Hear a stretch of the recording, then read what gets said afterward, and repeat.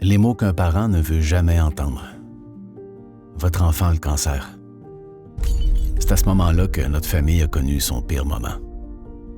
On a tous été bouleversés par l'annonce du diagnostic de notre fils. Chaque visite à l'hôpital, chaque cycle de traitement, c'est devenu une montagne russe d'espoir et de peur. Et notre mariage en a souffert. Notre fils a commencé à faire des crises. C'était compréhensible. En quelques instants, il a perdu le contrôle de son monde.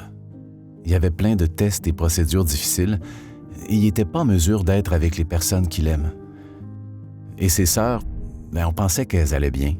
On n'avait pas remarqué qu'elles portaient un lourd fardeau, elles aussi. Au cours de ces mois-là, elles ont mûri au-delà de leur âge, à force de voir la douleur de leurs frères et en s'efforçant de comprendre pourquoi nous manquions ces moments importants. On ne pouvait pas ignorer le fait que le cancer pédiatrique avait un impact significatif sur toute notre famille. C'est devenu évident pour ma femme et moi qu'on devait s'appuyer l'un sur l'autre pour le bien-être de notre famille.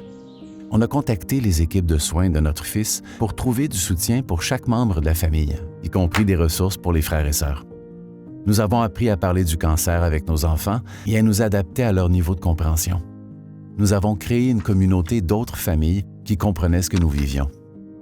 La Société de leucémie et lymphome du Canada est là pour nous aider.